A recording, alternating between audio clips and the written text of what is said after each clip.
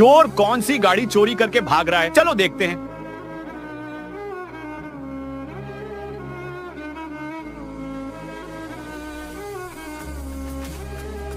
मुझे तो लगता है चोर ने ये वाली गाड़ी चोरी करके भाग रहा है, लेकिन उसे देखने से पहले। बेटा मुझे देखकर इग्नोर मत करना। इस बार जो भी परीक्षा में पास होना चाहता है मैं पास कर दूंगी, लेकिन मेरा भी एक काम करना होगा तुम्हें। इस वीडियो को लाइक और चैनल को सब्सक्राइब करना होगा और 5 सच्चे दोस्तों को शेयर करना होगा। और मेरे बेटे जाते जाते कमेंट में सरस्वती माँ लिख दो। और इसका तो पापा